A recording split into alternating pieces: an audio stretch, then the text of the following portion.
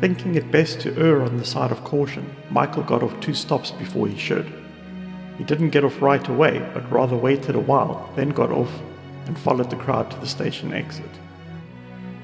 The stranger would be behind him if he also got off the train, so after walking past an overhead digital signboard, he paused, turned around as if to look at the signboard. He noticed the stranger walking towards him and then continuing past him. After pausing for a few more seconds, Michael turned and continued to the station exit, walking slowly, but more scanning for the stranger. The stranger was walking slowly toward the station exit while talking to someone on the phone. He paused and casually turned around, looking right at Michael while talking on the phone. Looking closely at his lips as the stranger spoke, Michael's mind converted what he said into audio, and he could hear him saying, "He's walking toward me." A short while later, just before Michael would be forced to walk past him, he caught one last phrase, "Okay, will do." Michael was now convinced this person was trying to follow him and was relieved he took an earlier stop. However, he also knew that he wouldn't have too much time before he had to go to his home before falling asleep.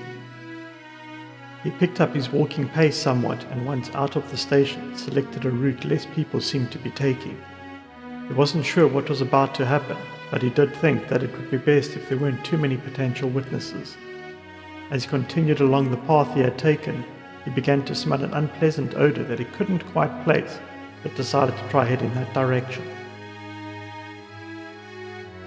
As he continued walking toward where he thought the smell was, it began to smell more like stagnant water. Michael decided to have a casual look behind him, and he turned his head to his right using his peripheral vision. As soon as he spotted what could be someone walking behind him at a distance, he turned his head back forward and continued, now convinced the stranger was following him. As he passed side roads, he would casually glance down them and allow himself a brief moment to see if he was still being followed. Looking down one of the side roads, he noticed a wooded area in the distance. Realizing the smell was probably coming from some water within the wooded area that he had spotted, he decided to start a more zigzag path toward the woods until he was near the wooded area. He kept his checks on the stranger following him to a minimum, but noted that despite the zigzag path he was taking, it seemed the stranger was mirroring his zigzags. After a few minutes, he reached the wooded area and followed a path into the woods. He also noted that nobody was around as he continued along the path for a minute or two.